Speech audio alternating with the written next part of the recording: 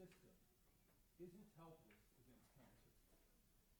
So even in individuals who eventually succumb to the disease, about 99% of the cancer cells that are propagated within that patient are destroyed by the immune system.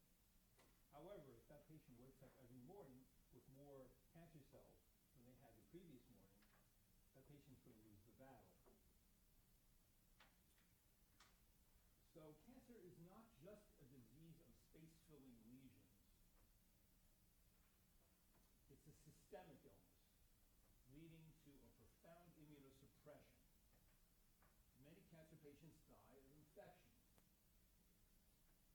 That's a byproduct of the fact that there's selection for cancer cells which can immunosuppress. An early idea was that idea of immunosurveillance. That's cancer cells are constantly popping up throughout life, and your immune system either killed them off or held them to a standstill until, of course, one pops up that can evade your immune system, and using mechanisms of evasion that we'll talk about today. Now, Weinberg attempts to cover all of immunology in this chapter, and as I said in my letter, if you don't find it overwhelming, you're not paying attention. I teach an entire course in immunology. If you're interested, for the purposes of this class, I'm going to introduce you a little bit to the cast of characters, and I'll also be telling you lies, or rather overgeneralizations and simplifications, necessarily. One word of intro, the immune system has a very tall order. Without fail, it has to blast away and destroy any possible foreign invader that can hurt you, but it can never, never, never damage your own tissues. Well, guess what? That's impossible. So evolution has helped select the sweet spot of compromise, which allows some collateral damage to you, and sometimes fails to stop the invader. You tolerate a certain level of infection, just as a farmer will tolerate a certain amount of infestation in his field. He doesn't put on enough insecticide to kill every ant. To control the awesome destructive power of the immune system, it has lots of controls built in and checkpoints before it is unleashed. There are many steps that lead to activation of the immune system, and each step requires at least two independent signals to go forward. So cancer takes advantage of this apparatus, as you'll see, shutting down the immune response to it.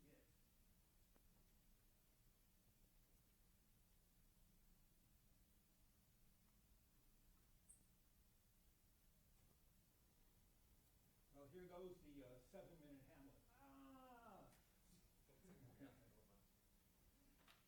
You missed the good stuff. Anyway, this is a cartoon of a typical antibody molecule. Some of them look quite different from this. But the point of this slide is that antibody molecules have two ends. It has a grabby end, actually two grabby parts that grab onto the thing that the antibody recognizes, and it has a constant region, which flaps in the breeze after this thing has grabbed onto something. And this constant region will recruit other molecules and cells to actually get rid of whatever this thing is glommed onto. Now, a bit of jargon, this part of the constant region is called capital F, lowercase c, the FC region. For historical reasons, I won't torture you with why it's called that. So it has antigen binding domains. What is an antigen? An antigen is anything that an antibody recognizes. So the molecule that an antibody actually gloms onto is called an antigen, and that the tiny portion of which it's holding onto is called an epitope, E-P-I-T-O-P-E, in case I use the word. An epitope is the part of the antigen that this thing gloms onto, and this thing then recruits cells and molecules to get rid of whatever it's glommed onto. The cells that actually make antibody are called plasma cells. These guys here, they make antibody. During B cell development, the DNA coding for the antibody is scrambled in such a way that each B cell ends up being able to make an antibody with a different specificity from its brothers. Millions of different specimens Then you get rid of the ones that can make antibody to their own antigen, leaving only the ones that can recognize foreign antigens. We know a lot about the DNA scrambling, the elimination of the self-reactive B cells. That's beyond the scope of what we can talk about here. So B cells are the precursors to the plasma cells, which make the antibody. What do antibodies do for you? Well, just by glomming onto something, it can accomplish something. So it can coat a virus. The spikes here that are supposed to find receptors on the surfaces of cells to invade. It can also block bacterial adhesion to stuff. Just by glomming onto something, it can do something. But we're not going to dwell on that here. We're going to dwell on a different thing. Remember that the tail end is called the FC? Macrophages, in other words, big eaters. They're sentinel cells that live in your tissues, pretty much throughout your body, and they look for things to eat. Macrophages, big eater, that's what it means literally. They have FC receptors, and they love to eat anything that's coated with antibody. So here's a bacterium, antibodies glommed onto it, it has an FC receptor, it will grab, these FC receptors will grab this FC portion of the antibody, the tail end that we spoke about earlier. It's going to internalize it, the phagosome will fuse with the lysosome, and it will get digested. Almost every invader that comes into your body eventually ends up inside of a macrophage.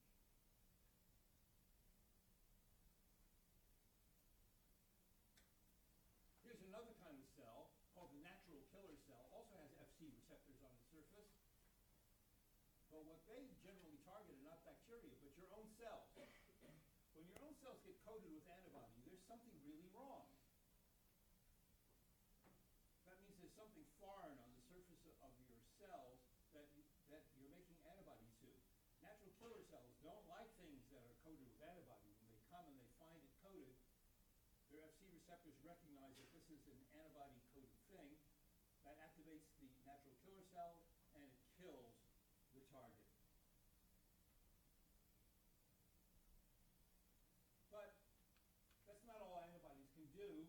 Antibody molecules can kill cells without help from other cells. Bound antibody activates a bunch of proteins in the serum and in interstitial fluid. And that bunch of proteins is called complement. Complement isn't a thing. It's a bunch of stuff. Here's the first component of complement called C1q.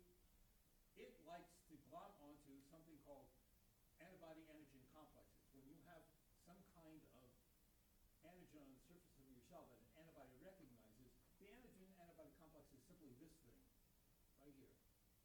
They just represented it by this little red nubbin here. And complement recognizes it and begins a cascade of events that leads to holes being blown in the membrane. We can talk about it in detail. Here are pictures of some holes blown in membranes. It'll blow membranes very well in bacterial membranes, not so well in your own cells, but still can do that. Okay, so those are several mechanisms. T cells are a different kind of cell that also can destroy your own cells when they go funny. Let's talk about cytotoxic T lymphocytes, which is a particular kind of T cell. Cytotoxic T lymphocytes start out as something called TCs. Your book, Weinberg, sometimes calls TCs cytotoxic lymphocytes, and cytotoxic lymphocytes sometimes called TCs. But TCs are the precursor to the activated cell, the ones that actually do the damage to your own cells when they're virus infected or cancerous or go funny in some other way. They have receptors on their surface called T cell receptors. They kind of look like one of the grabbers of an antibody. Each T cell, through development, develops a different receptor. The difference, and it's a hard one to understand, between T cell receptors and antibodies is that antibodies can grab free antigen when it's just floating around. But T cell receptors can only recognize its target antigen, usually a short peptide, when it's presented to it on the surface of another cell in association with a molecule called MHC. So another cell has a molecule, a self-molecule called MHC1 on the surface, and it's presenting a peptide which these T cell receptors might or might not recognize. works is well understood. Can't talk about it here in the 7-minute Hamlet that we're presenting. The precursors to cytotoxic T lymphocytes are this guy, TC. During development, the TC precursors shuffle their DNA so that millions of different ones are generated that have different specificity. Each individual cell, though, has only one kind. See, this one has not just two. By the way, this is not to scale. Anybody think that the receptor is half the size of the cell? Okay. These drawings always make me laugh. Okay, but these are all different. That's the point, that they're all different.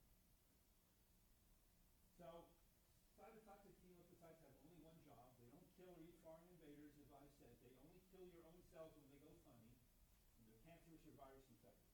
And they are also serial killers. Well, how do they kill? Well, here's an example of serial killing. They have these granules in them.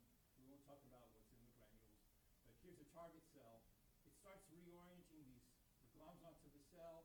It starts reorienting these things toward the cell. It blasts the cell with these granules, and the cell begins to apoptosis. You can see it bubbling away. And then it goes away, regenerates the granules, and kills another one.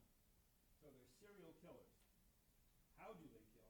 They convince their victims to commit suicide through apoptosis. They have two mechanisms for doing it. One is these granules, and we won't talk about what's in them and how they work. They have another way of doing it, which does not require them to introduce anything into the cell. Most cells have a receptor called FAS, and cytotoxic T lymphocyte, in this case not a TC, cytotoxic T lymphocyte expresses FAS ligand, which trimerizes the FAS receptor, which starts an apoptotic cascade. How does it know which cells to kill? As with B cells,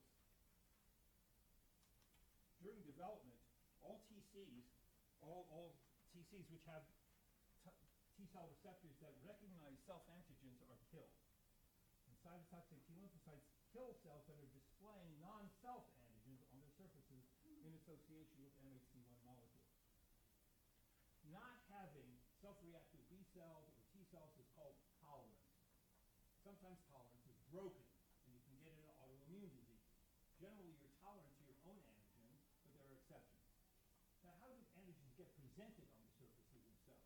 It's a complicated and fascinating process, but we'll just summarize here.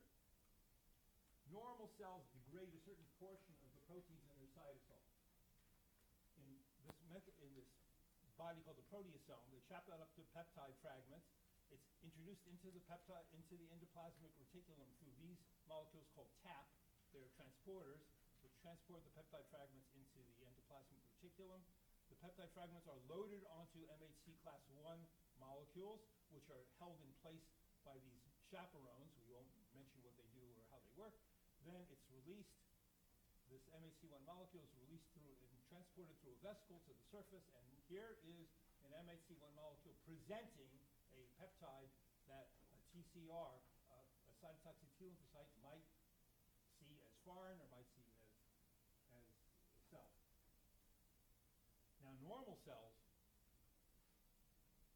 degrade a certain amount of their own cellular proteins in the cytosol and present them on MHC class I molecules. So normal proteins end up there, it's just a sampling of what's going on inside. The point, which I hope I don't lose, is that a sampling of the proteins in the cytosol is displayed on the cell surface in association with MHC1. By having a sampling of what's inside the cell displayed on the outside of cells, allows the immune system to know what's going on inside the cell. This complicated slide, I'll make it easy. The point of this slide is that what the T-cell receptor sees, here's a T-cell, cytotoxic T lymphocyte, it's recognizing this peptide MHC1 complex. And you can see from this 3D drawing that what the TCR, what the T-cell receptor sees is a combination of the peptide and the MHC molecule. It sees a little bit of each. So it won't recognize the free floating peptide. It will only recognize it when it's presented on this thing, which it partly sees. The point is that it recognizes a combo of both peptide and MHC. Well, here's a TC precursor. This guy, it can develop into cytotoxic T lymphocyte only after it is activated. So it's activated somehow. It needs help from a TH cell to help. How that works, we'll talk about a little bit later, but it needs help from a TH. This is indirect. The TH doesn't actually see the TC at all, but TCs require THs to be able to be matured and become active. They become an active TC, otherwise known as a cytotoxic T lymphocyte, a CTL, and then it will attack the cell if it displays a peptide MHC complex that it recognizes. Remember, you've eliminated during development all the TCs that see self peptide MHC complexes, so what's left is everything else, anything else.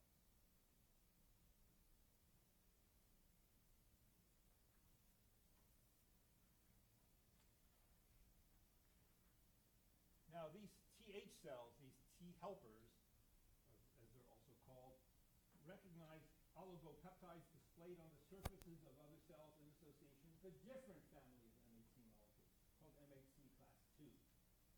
I know you must be demyelinating by now, but we'll get through it. And these oligopeptides get there by a different process than the one for MHC1, and only on specialized cells.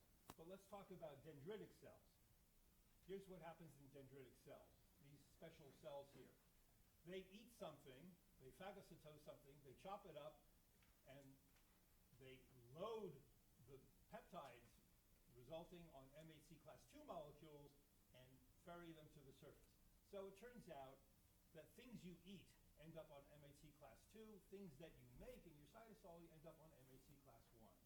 That's approximately true, but there are, of course, exceptions to everything you can say in biology. Important exceptions. But they have to be activated. Remember, THs have to be activated in order to activate TCs. Well, here's the dendritic cell. The dendritic cell activates the TH. Arrow means activates. Dendritic cell activates the TH, and the TH activates the dendritic cell back. This is called licensing. The dendritic cell now is licensed and is able to now activate a TC. Unless this dendritic cell has first interacted with the TH, it cannot activate a TC. This is a control over the destructive power of cytotoxic T lymphocytes. So this is called licensing. The TH cell now licenses the dendritic cell to activate the TC because it's cytotoxic T lymphocyte, and then it goes and kills stuff. A different kind of TH is necessary to activate for B cells to become activated and develop into plasma cells and make antibodies. And Weinberg, this is just a comparison of the 3D structure of MHC class 1 and 2. They look very similar. Some differences, shorter peptide, longer peptide here. Let's not go into it. Here's a dendritic cell, which a few decades ago, nobody knew existed. And it turns out that they are the gatekeepers of the immune system. Okay, so here's a dendritic cell displaying something it ate on MHC class 2. These TH cells don't recognize this peptide MHC complex, MHC2 complex, so nothing happens. Here's a different one. This TH does recognize the peptide MHC complex. It has a foreign peptide being presented here. It activates the TH cell. It becomes, in this case, something called a TFH cell. You don't have to know that, but a special kind of T helper, which can help a B cell, which activates a B cell, which is displaying the same peptide MHC complex, and that differentiates into plasma cell and makes lots of antibodies. Now, what about the dendritic cell itself? The dendritic cells are sentinel cells that live in your tissues. And when they encounter an antigen that they get excited about, they mature. It's another word for activated in terms of dendritic cells. By the way, this Langerhans cells is just a fancy name for dendritic cells in your skin, so that he has here. So these dendritic cells then migrate to the nearest lymph node, and there they meet up with T cells and activate them. That's the fact.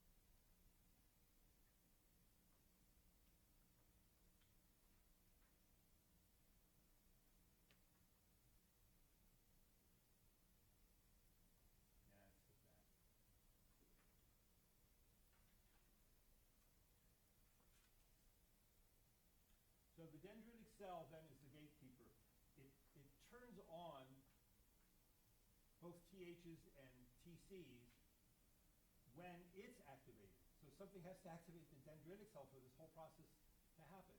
And when does it get activated? It gets activated when it sees something foreign that can hurt you. Well, how does it know? Well, take the course and you'll find out. I can't go into it. It sees, briefly, it sees patterns associated, molecular patterns that are associated with pathogens. And when it does that, it matures and it goes to the lymph node, to the nearest lymph node. You see, these B's and T's cells don't just sort of bang around your body and hope to get together. There are specific meeting places called lymph nodes and some other tissues too, where they can meet up. T cells and B cells sort of circulate in your blood, and every now and then they drop into a lymph node to see if anything's happening there. And the dendritic cells get there a different route. They go directly into the lymphatics and meet up with T cells and B cells there.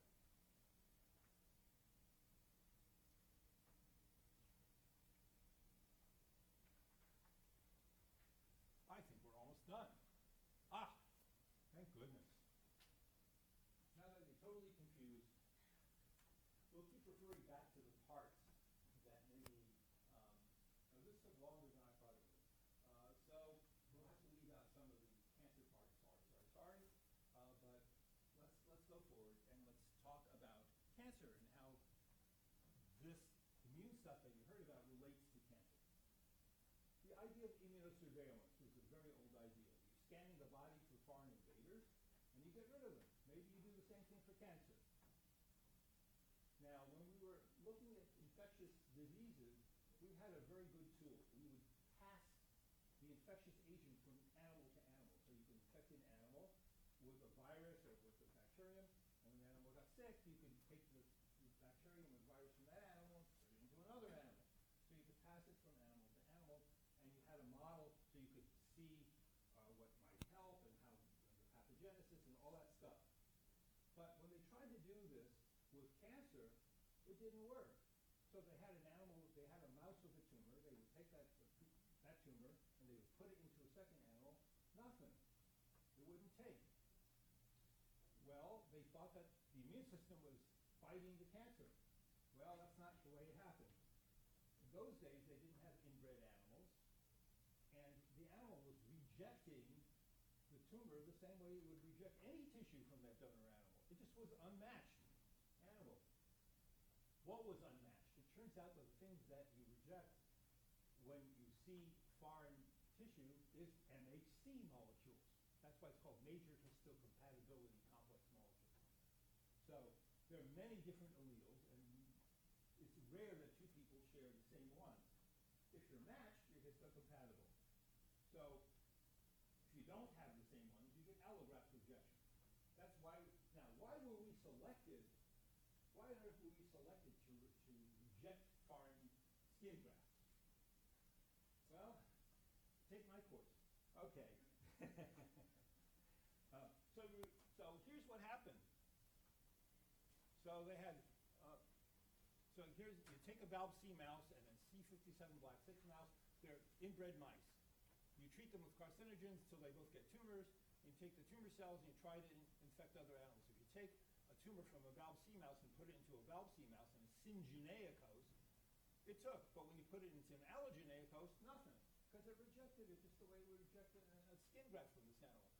And the opposite for the C57 black 6. By the way, that's why you don't have to worry about catching cancer from somebody else. Unless it's caused by an oncogenic virus, in which case, like HPV or something like that.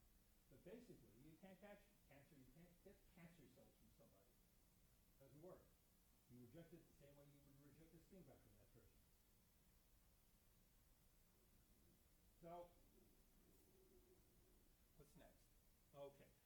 question is, can you immunize against cancer? Well, you can make cancer in animals by painting their skins with 3-methylcholanthrin. It's a carcinogen from coal tar. Doesn't matter. You get animals develop tumors if you paint their skin with 3-methylcholanthrin. And you can take those tumor cells out of the animal. You can grow them in bottles, so you have tumor cell lines. You can have tumor cell line 1, 2, 3, 4, 5, 6, a whole bunch of tumor cell lines, all taken from different 3-methylcholanthrin-induced tumors. And let's see if you can immunize against cancer. So we take some tumor cells from the cell line, and we irradiate them so they're dead. And let's shoot it into this mouse, immunize it. And then let it make an immune response, and then challenge it with living cells of the same tumor, no tumor. You can immunize it. But if you challenge it with live cells from a different 3-methylcholanthrin-induced tumor, no help. Develops a tumor. So what's the bottom line? The bottom line is yes, if you immunize with tumor cells, you become immune to that particular tumor, but not to other tumors. There's something specific about it. Tumors are immunogenic, and each one is different. That's the bottom line. Well, as you can imagine, if you cripple the immune system, you get more cancer. For example, if you knock out the stuff, the gene that makes those red granules, remember, that you blast away with, then people in a mouse that can't make those red granules that cytotoxic T lymphocytes and natural killers use, if you knock that out, these animals develop more spontaneous tumors, and also they develop very, very susceptible to 3-methylcholanthrin. You put 1,000 for the concentration on, you get a tumor. Same deal if you knock out the apparatus that juggles the DNA to make B cells and T cells. So you have an animal that lacks B cells and T cells, they get lots and lots of tumors.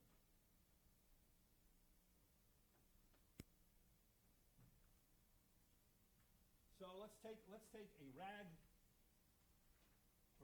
knockout. Well, what is a RAG2 knockout? They can't make B or T cells. RAG1 and 2 are enzymes that and things that you need to make B and T cells. So this animal is immunocompromised. It can't make B or T cells. Here's a wild type one. Oh, let's treat them all with methylcholanthrin and get a bunch of tumors. And in the wild type, you get a bunch of tumors. But you get more tumors, obviously, in the knockout.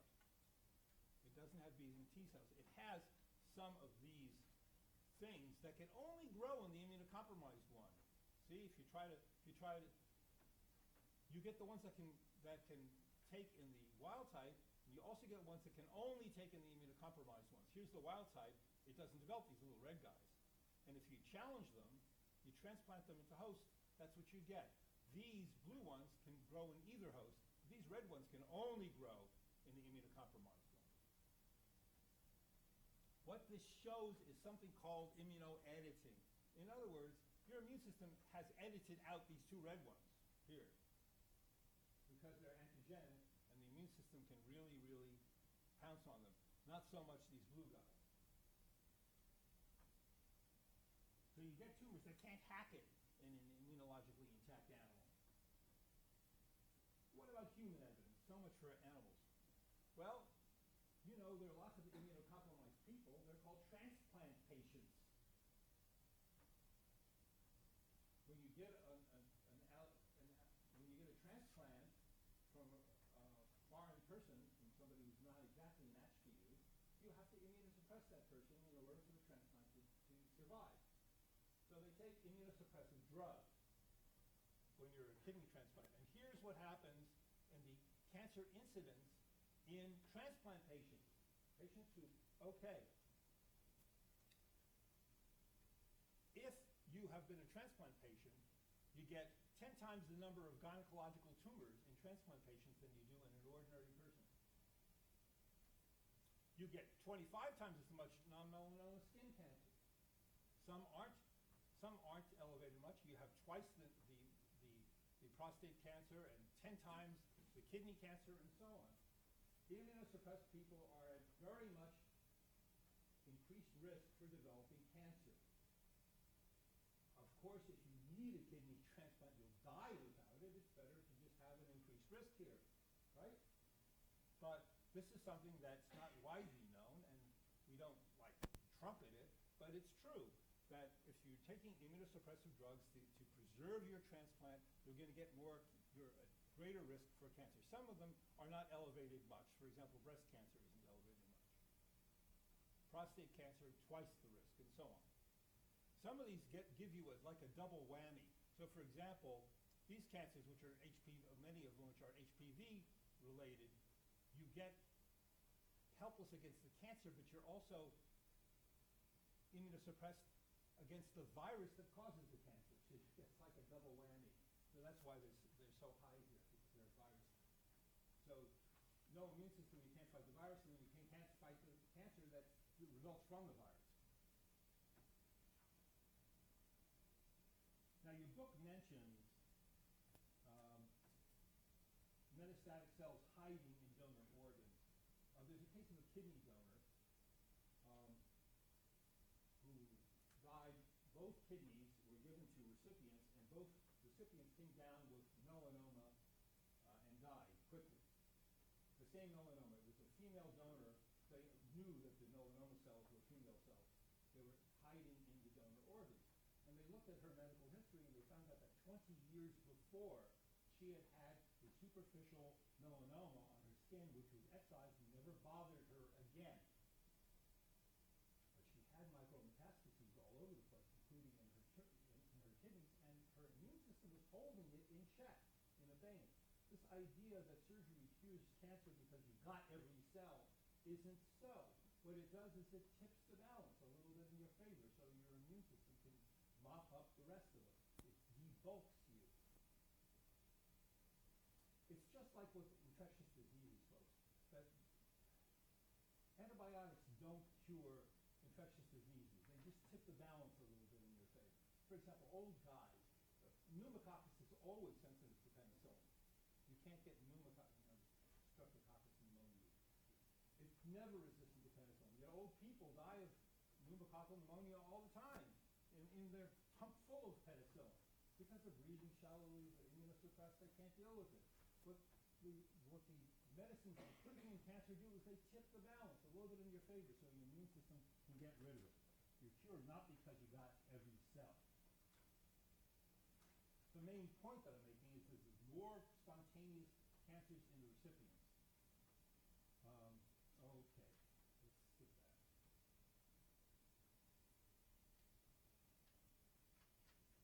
You're holding some, I just mentioned Epstein-Barr virus, which most of you are infected with, and you're holding it in the veins. It's a carcinogenic virus. You're in equilibrium with it. Something like 5% of your cytotoxic T lymphocytes are directed at killing Epstein-Barr virus infected B cells all the time. Okay, what about immune cells involved in curing cancer? Well, if you look at cancer cells, you can see TILs, tumor-infiltrating lymphocytes, inside the tumor. These are stained. This happens to be a breast cancer. Oh, yeah. Here's a breast cancer before being treated with a cytotoxic drug. Not many TILs, tumor-infiltrating lymphocytes. After being treated, you can see this huge infiltration by lymphocytes because damaged tissue attracts cells of the immune system. That's partly how the cytotoxic drugs work, because the damaged tissue attracts these cells that clean you up. And here's one stained specifically for cytotoxic T lymphocytes. You can see them in this tissue. And look, okay, so we've established that cancer has lymphocytes in it. You can see them. By lymphocytes, I mean T cells. T cells are called T lymphocytes. These up and say T cells are B lymphocytes. B and T cells, just short jargon for B lymphocytes and T lymphocytes. So there are T lymphocytes in tumor cells, in tumor tissue, but does it do you any good? Okay, well, here's a bunch of, I forget which tumor this is. This, I think, is ovarian. Yep, there's ovarian cancers. They looked and they saw ones that had many tumor-infiltrating lymphocytes, and they watched the survival over time. saw tissues, tumors that had very few tumor-infiltrating lymphocytes, and they did worse. So this is indirect evidence that the lymphocytes are doing you some good. The more lymphocytes, the better. Well, maybe the cells aren't doing anything. It's just not that it's just a good sign that they're not actually doing anything. Maybe, but it's obviously very good evidence. Cancer patients also have antibodies that react to the cancer. That's not proof that it's helpful. The best evidence that the immune system operates to get rid of cancer is that cancer cells are selected that have features that evade the immune system, called immunoediting, which we talked about earlier. So the immune system has to have a reason to go after something.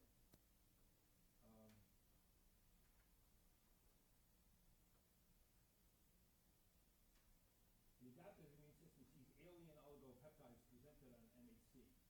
But how do you know your own cells? After all, cancer is your own cells. So what do you see that's foreign? What do you see that's different? There has to be a reason. Well, you already know that there are mutations in some cancer cells. For example, RAS oncoproteins, p53, which drive growth and resistance to apoptosis. These could make them foreign. The mutations make them foreign. There are other alterations. There are fusion proteins like BCR-ABL, probably in CML. Did you have that? Philadelphia chromosome, all that stuff. So it generates this weird peptide that never was there before. Besides the mutations that help drive the cancer, there are also a lot of other mutations that happen in cancer cells just because they're genetically unstable. They're called passenger mutations. They're not driver mutations. They're passenger. Cancer cells are genetically unstable, and they tend to accumulate lots and lots of mutations. Some of these mutations can look foreign to your immune system.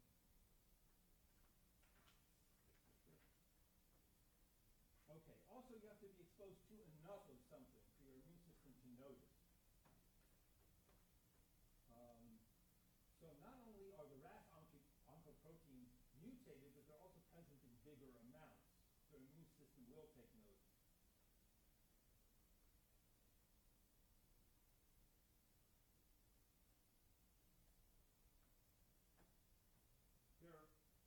Some of your own antigens you're not tolerant of, either because there may be such tiny amounts that your immune system never noticed before, or they're sequestered in privileged sites like your brain or your eye, present in very small amounts. Given exposure in the right amounts, you treat these as foreign. That's basically what happens in multiple sclerosis.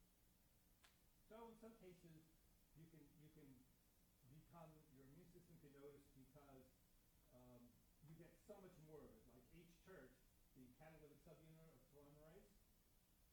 Many cancers have this elevated, and you get antibody in patients. HER2/neu you have, right? It gets elevated. There's more of it. There's a melanoma ganglioside called GB3, a whole bunch of stuff. So that's another case where you're talking not about a tumor-specific tumor antigen, and I've neglected to define this. The tumor-specific tumor antigen is something that's different, alien, foreign, because you've got this mutation, or you have this oncovirus, which has also introduced some foreign stuff. Or you can have a tumor-associated tumor antigen, which is present in larger amounts that, or used to be sequestered, now is elevated. So there are also proteins that are expressed transiently during development and not generally there in big amounts. Splice variants, whole proteins, that can lead to an autoimmune phenomenon, a paraneoplastic syndrome, which is Dr. House's favorite thing. So I think we have an example of that. We're talking about macrophages. Let's not talk about macrophages. No time. Macrophages also eat tumors. Here's a macrophage engulfing you see a macrophage about to eat this thyroid cancer cell. Kind of cool. All right. And here's an example of some tumor-associated and some tumor-specific antigens. So BCR-ABL is this alien thing. It's new. But tyrosinase is a normal protein, but it gets made a lot of in melanoma.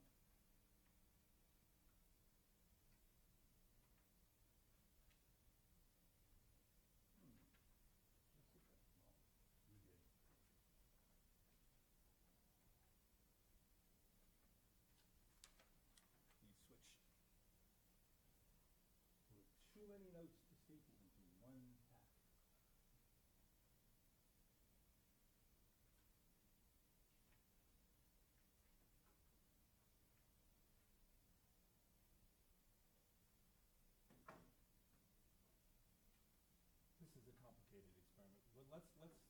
sure that we have the point of what I presented earlier, namely that there are two kinds of things that your immune system reacts to when you have cancer. One is a tumor-associated tumor antigen, and that's usually a normal protein that's just made in larger amounts or something that if you never took notice before was just transiently expressed during development and your B cells and your T cells just aren't tolerant to. Or the tumor-specific tumor antigens, which are mutations. They're foreign or they're introduced by a virus. By the way, there's a new way of calling some tumor-specific tumor antigens are also called neoantigens. It's very hot in literature. Neoantigens. I guess that would be tumor-specific tumor antigens that aren't viral, that are caused by mutations. Sometimes called neoepitopes. An epitope is a little piece of an antigen that the antibody or PCR actually sees. The point of this long experiment, which I'm going to go through quickly, is that T cells convey anti-tumor immunity. So we have a whole bunch of tumor lines made by 3-methylcholanthrin, and they have these names. These silly names. Here's the names of different ones. But we're going to take an animal and we're going to immunize it with that tumor, and then we're going to show that the T cells in that animal respond to lysates of only that tumor and not to lysates of other tumors. When you put the T cells from that animal that was challenged with that tumor into in vitro, and you put lysates of that tumor, they go nuts. They begin to proliferate, but lysates of the other tumors won't do it. So this animal now has T cells that will respond to this particular tumor.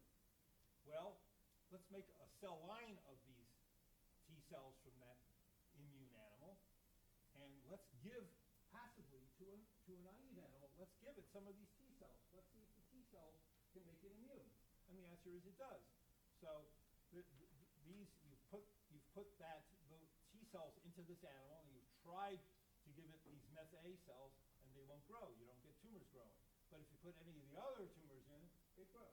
So the point of the experiment, which I've been dropped, is that T cells can convey anti-tumor immunity.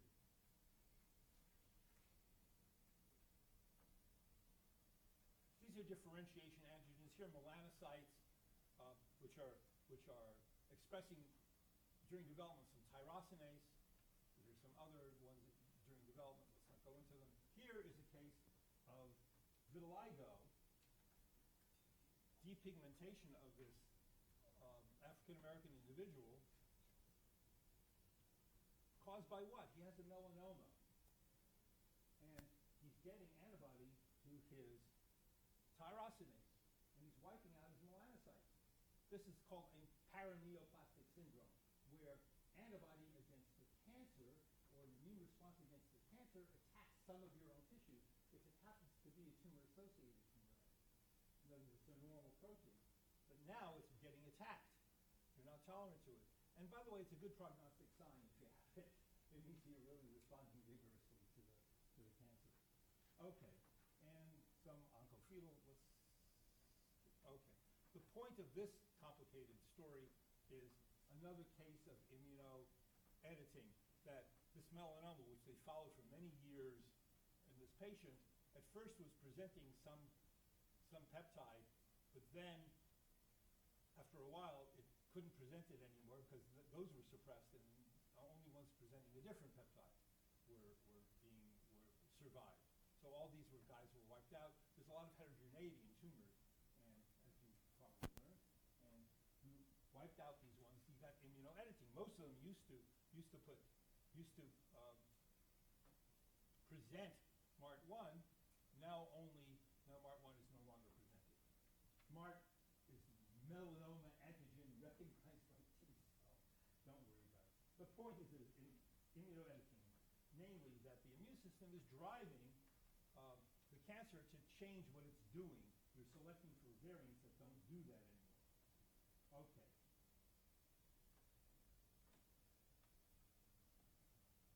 Now, here's an example of the immune system driving something in the cancer cell. one way of evading it, if T cells are going to come along and kill you for presenting a certain peptide MHC complex, you could just turn off the synthesis of MHC and present nothing. But it turns out that natural killer cells don't like cells that don't have MHC class 1 on their surface. So by getting rid of MHC, you become immune to the T cells, but then the natural killer cells don't like you. So you only have to turn on, but it turns out that each cell of yours expresses 6 different MHC1 alleles. 6 different ones. You only have to turn off the one that is presenting the forbidden quote-unquote peptide and put you in trouble. You can keep the other 5 and natural killer cells won't touch you. So the point of the slide is here's a colorectal cancer, and this is stained for a particular, one of the 6 MHC1 alleles. You can see that this more organized part of the colorectal cancer is still expressing MHC1, but suddenly, whoop, no longer, it loses it. There are other ways you can screw around with MHC1. You can lose the apparatus that loads peptides onto MHC1, right? You can lose this transporter, you can lose the chaperones, you can lose this beta-2 microglobulin molecule that stabilizes this thing. And here's an example. This is 1528. This is a colorectal cancer, and you can show the loss of beta-2 microglobulin. In other words, you can't put MHC1 on the surface. And the less differentiated ones lack it. The more differentiated ones still have it.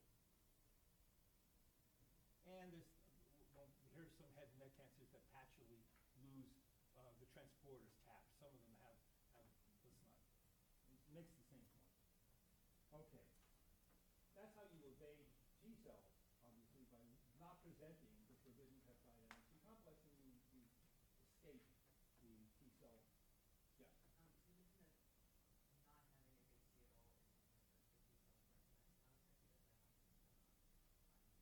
Well, we're about to get there. If you just lose MHC1, natural killer cells will kill you. But is there some sort of, what would the binding? The MHC1 is what takes a lot of that binding. Well, you could just lose the gene, or you could lose, there are various, you could lose promoter, lots of things you can do to turn off the synthesis of a particular MHC1 allele. When you take the course, you'll learn that it's more complicated. I've oversimplified it a little bit. But basically, turn off if the target of the T cell is the peptide MHC1 complex, turn off either the peptide or the MHC, and you'll be immune from it. However, here's the natural killer cells. Natural killer cells have receptors that recognize MHC class 1, and they need to see MHC class 1 to keep them from attacking the cell. If you don't have MHC class 1, natural killer cells don't like you. Natural killer cells go, it's a balance between go and no-go signal. And a no-go signal is a good MHC class 1 molecule on your surface. It means I'm normal, I'm okay. But there's no MHC class 1, bang. So if you lose MHC class 1, natural killer cells will get you. Also, there's another thing that stressed cells will do, and you learned a lot about that, I bet, in cancer, is these kill me signals that you make. MIC-A and MIC-B are, most of them, they sort of look like MHC class 1 molecules, but they're kill me signals. They're kill me signals. Natural killer cells will kill anything expressing MIC-A or MIC-B, and here's an example of the natural killer cell. It's got a receptor called NKG2D. It recognizes MIC-A, and it kind of looks like an MHC class 1 molecule, actually, in 3D structure, but it doesn't present any peptide or anything. And so cells that are stressed often express MIC-A and MIC-B, which are kill me signals to natural killer cells. It's another way that you get rid of cancer cells.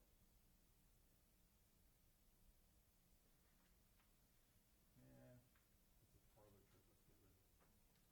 Okay, so here's the thing that, so you know how airplanes can evade missiles by releasing hot balloons?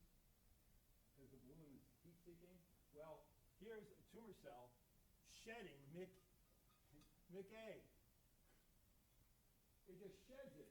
And the natural killer cells coming to get it are just like confused. They actually downregulate their NKG2D because they're just swamped. They're saturated with the stuff. Instead of stopping the production of MICA, which would be a mechanism of immunoevasion, they actually produce tons of it. And this actually becomes systemic. And you get a systemic immunosuppression.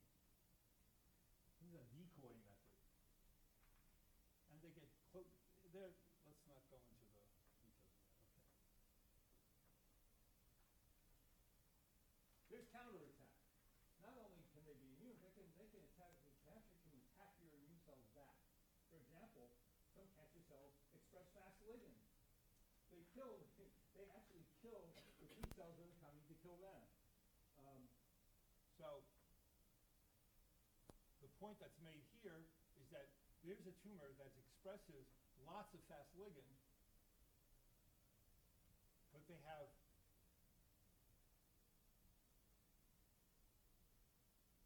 and it expresses lots of fast ligand, and you don't see many tumor infiltrating lymphocytes, just a scattering.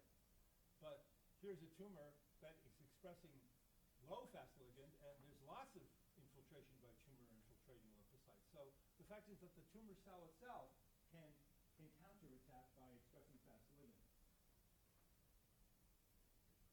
And here's some fast ligand being actually released into your circulation in these little vesicles, so it can become systemic. Tumor cells also make these cytokines, these immunosuppressive molecules like TGF-beta and IL-10. Do I want to walk through the slide? We have until 5 up, right? Everybody needs to kind of like... Okay, I got the go-ahead. So we'll talk about this. Here, melanoma cells make TGF-beta, which suppresses lymphocytes, or can even kill them. It makes them anergic, and then it makes them dead. So TGF-beta is an immunosuppressive cytokine. Cytokine is these small molecules made by cells that affect other cells, usually in juxtacrine, usually cells quite close to them. Okay, so the melanoma cells grow. But let's take an animal and let's make it not have on its lymphocytes a receptor for the TGF-beta. So we have this double negative TGF-beta guy, and it laughs in the milk of this TGF-beta that's being put out by the melanoma cells, and so in this crippled animal actually does better than this intact animal. So you say, well, why do we have these receptors for TGF-beta on our lymphocytes? Because every immune mechanism has brakes on it. Otherwise, you just destroy yourself. So you get horrible autoimmune phenomena in a double negative TGF-beta receptor knockout. So the cure is worse than the disease. However, in this little model system, we can see that it's really a direct effect, an immunosuppressive effect on the lymphocytes by the melanoma cells putting out IL-10 and TGF-beta. Those are the two to remember. IL-10, interleukin-10, TGF-beta are immunosuppressive stuff.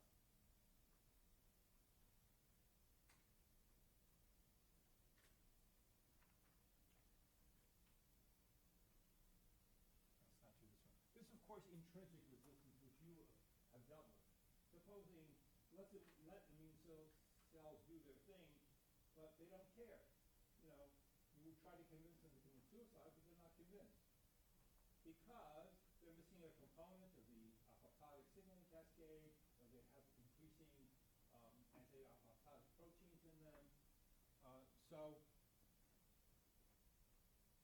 it turns out that there are other mechanisms, some of which we'll talk about one of them right now, which is complement. We talked about complement blows holes in membranes. Turns out that your membranes contain a molecule CD59 that makes you relatively resistant to the effects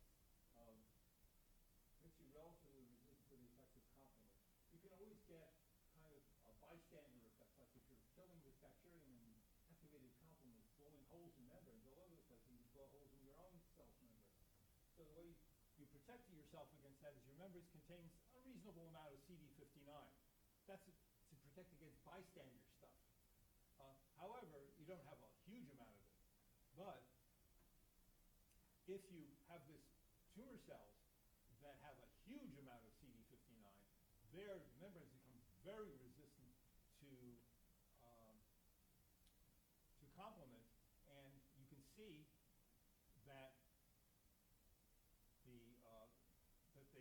they grow really well in animals after you put them in, because complement is an important defense against tumors. In this case, this tumor lacks a complement.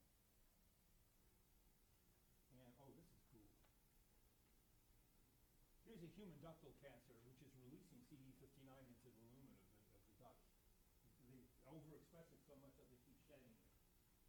So that's proof. The fact that tumor cells are induced to overproduce CD59 means that pressure is being put on it by the immune system by complement is actually damaging them to the point where you've selected variants that overproduce CD59.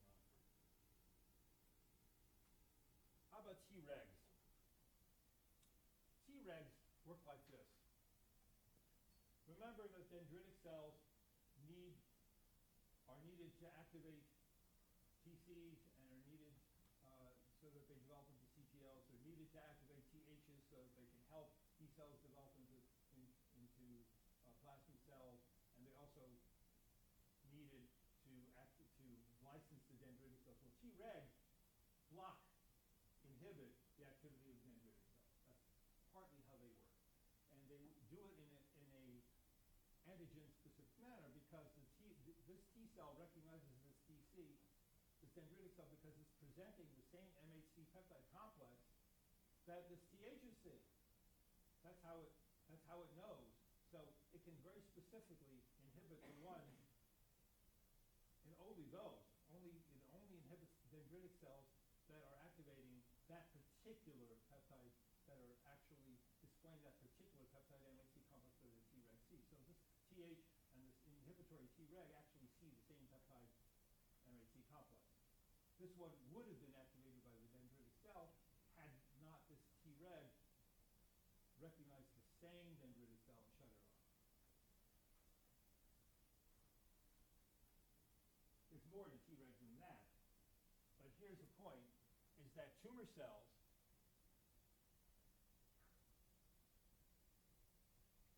make a chemokine called CCL22. That's an attractant, a chemical attractant that attracts Tregs. Tregs express chemokine receptor 4, CCR4. So tumor cells attract Tregs. They also make IL-10, which drives cells to develop into Tregs. So Tregs are very important in cancer.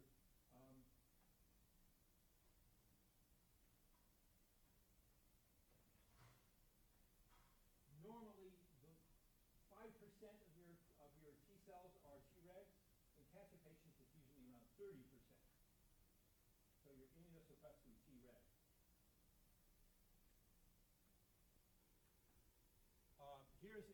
Here's some ascites which were showing Tregs around in these ascites tumor. The point is that tumor-infiltrating lymphocytes can be good or bad depending on the proportions of the Tregs to the cytotoxic T lymphocytes.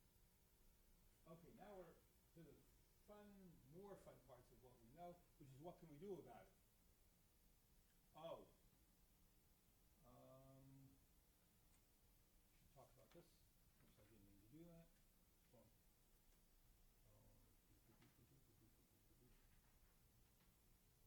Okay, these are ovarian cancers, and we looked at the amount of Tregs that are present in the tumor. And if you have a lot of Tregs in the tumor, these patients die very quickly. If you have low amounts of Tregs in the tumor, they survive better. So Treg, bad prognostic concentrated with a lot of Tregs, bad prognostic sign. Oops, did I mean to do that?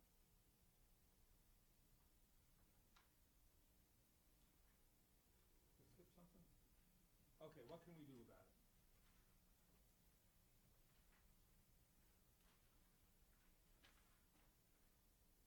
Well, we can immunize with, can we immunize people with tumor-associated tumor antigens and tumor-specific tumor antigens? The answer is we can. It's been difficult because these patients are generally immunosuppressed, so they don't respond well to vaccines.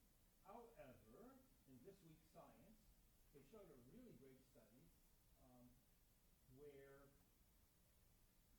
they took somebody's, in this case it was a melanoma, and it was failing. They took their tumor cells and they sequenced them, and they identified 10 neoantigens, 10 tumor-specific tumor antigens by sequencing the DNA, and then they synthesized these 10, and they shot the patient with this cocktail of 10 neoantigens, and the patient did well. So apparently, this is, now, can you do that with every patient? It would be so expensive. You can't do it. Okay. Can we just give them antibodies, passive immunization? Well, we do that with Herceptin. This is ways of humanizing mouse antibodies. Let's not go there. Herceptin is a monoclonal antibody. That means an antibody preparation where all the antibody molecules are against the same epitope, and you'll learn how to make them if you take the class. Herceptin is against HER2/neu, and it enhances the effect of radiation. Why? Because HER2 has an anti-apoptotic activity. So it actually enhances the effect of radiation and kills the tumor cells better. Well, why does it work? HER2 is overexpressed in about 30% of breast cancers. It's a bad prognostic sign. It's an EGF receptor, and it drives growth. So it is a tumor-associated tumor antigen. It's a normal protein, but it's overexpressed in tumor cells. And Herceptin, which is the antibody to HER2, actually shuts off the activity of the tumor, but it also does something else. Let's not go there. You have to skip that. We can go back to it if we can. We can make this humanized monoclonal antibody against HER2, and it stops the cancer in several ways. The first way it stops it is by inhibiting the growth-driving effect. The second way it does it is that it coats the cells with antibodies, and you get natural killer cells come and kill it because it's coated with antibodies. So it's called ADCC, antibody-dependent cell-mediated cytolysis. So if you remember, the cells that are coated with antibodies you don't like. Okay.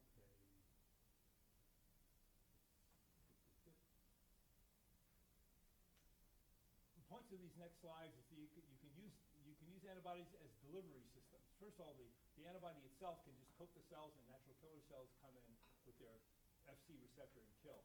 You can put a toxin onto the antibody and deliver it, or you can put a radionuclide on it and irradiate not just that cell, but neighboring cells too. So that's good, because not all cells, it's heterogeneous tumor, not all of them are expressing that receptor.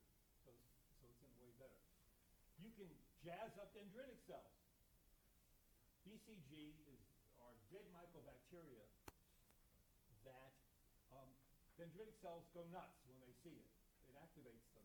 And so if you have bladder cancer and you operate and take out the cancer, here's the recurrence, the survival. It recurs in just about all the patients. But if you spritz some BCG up into the bladder before the surgery and then do the surgery, you get like half of them are cured. So that's a very nonspecific treatment because it just jazzes up dendritic cells. Now, let's get onto the stuff that we came here to do. This activation of TC has to do with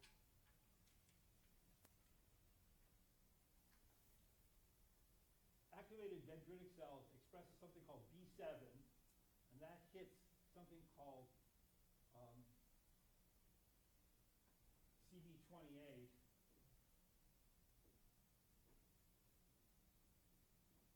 on the T cell. So B7 is the signal to CD28 that activates the T cell. It's one of the signals that needs to activate it. But it turns out, like all things in immunological, there are breaks. So here's a dendritic cell presenting B7, and it's jazzing up this naive T cell by engaging its CD28. But the minute this naive T cell is activated, an activated T cell starts making something called CTLA4. CTLA4 gums up the B7, won't let, it has a higher affinity for B7 than CD28 is, and also sends inhibitory signals when it embraces B7. So this is an example of breaks. Well, it turns out that cancer cells can actually express CTLA4. Or force your cells to express it. But if you have antibody to CTLA4, that kills this checkpoint, and the tumor will be cured. Let's not do this one. Here's an example. Something I would really want to play for you, and I don't know if we'll have time. Sit tight. I have some great blurbs for you. Again, activated T cells express a thing that shuts them off, and the thing that they express that shuts them off is CTLA4. They also express another protein called PD1. So these are the two breaks that are present on PD1 and CTLA4. Whoops, can't see that. But PD1 and CTLA4, again, they gum up B7 from the dendritic cell and don't allow it to be jazzed anymore. Don't allow it to be activated anymore. Here's a woman who has, it's a melanoma, it's projecting through her chest wall, and she has this huge mass, if you look at it in X-ray. One dose of antibody to CTLA4 and PD1, one dose, a couple of weeks later, gone. This was in New England Journal last year. And there are many such, not everybody responds quite this dramatically, but this is a case of a single dose, and there's nothing left but a hole in her chest. And there are other things you can do. You can take the tumor-infiltrating lymphocytes, you can take them out, you can grow them up and shoot them back into the patient. Lots of other things. But this is another thing called chimeric antigen receptor T cells. Now, T cells only recognize antigens if they're presented on MHC1.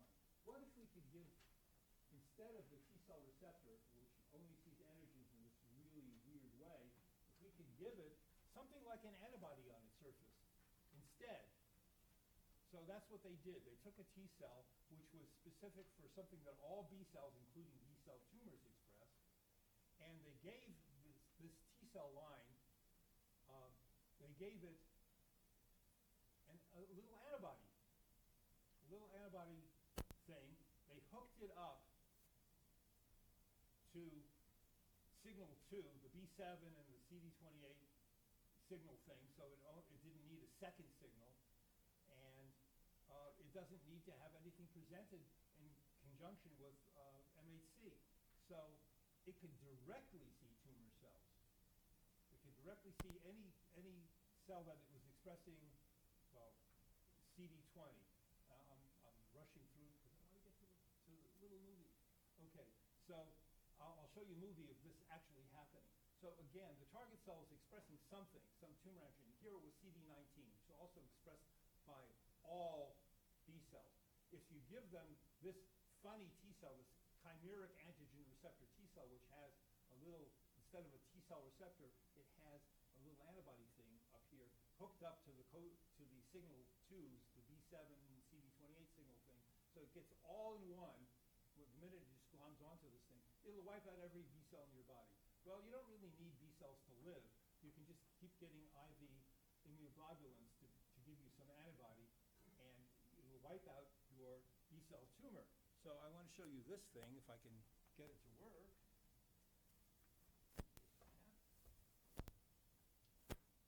Let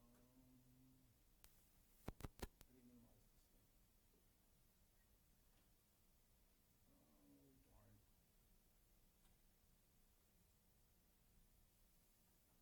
Does anybody know how to do this? Could somebody run quick and get, what's your name? You can do it? Okay. Good. You don't want to turn off the projector. I just want to, get rid of this. No, no, I want to get what's her name? Yeah, in the office. Get her. She can do it. This is worth it, guys. It's a bit of glurge, but it's good glurge.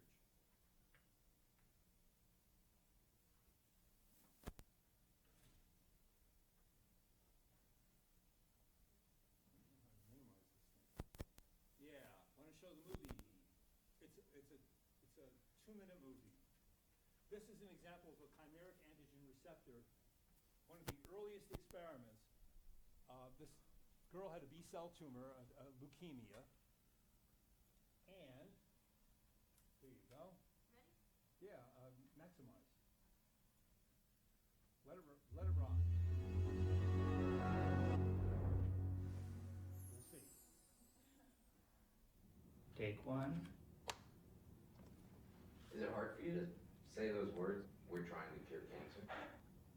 That's a really good question, and why it's hard to say we want to cure cancer. We do. And I think sometimes it's hard actually to think that you might actually succeed.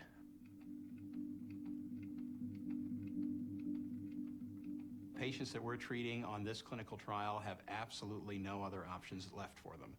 These are patients who are unfortunately destined to die of their disease, and in a fairly short amount of time. Emily Whitehead, 554. So Emma is incredibly matter of fact about all of this stuff. This was a child who had had her leukemia come back twice. The parents were looking for a miracle. What we've learned how to do is train the immune system to recognize and then kill tumor cells. It's a procedure where we collect their T cells, and they are infected with a virus that will genetically change them so that they will now see and react against their leukemia cells. And we actually use the HIV virus to do that. So you're taking the HIV virus and infecting healthy cells with it to help kill cancer? Yes. It's a vector. The virus has been engineered so that it can't cause disease anymore. But it still retains the ability to reprogram the immune system so that it will now attack cancer cells. We call those modified immune cells serial killer cells. Each infused cell can kill more than 1,000 different tumor cells. But the reality is the dramatic responses of cancer to new treatments are very unusual. We need to make it clear when we talk to a family that it may not work. Emma was given her T-cell treatment, and within a few days, she was very sick. She had breathing difficulties, she had blood pressure difficulties. We knew that she could not have gotten any sicker without actually dying. But then a remarkable thing happened. The T cells were growing, they were starting to fight the cancer. Within hours, Emma's fever disappeared. It was like the calm after the storm. The clouds went away, and she woke up, and there was no leukemia.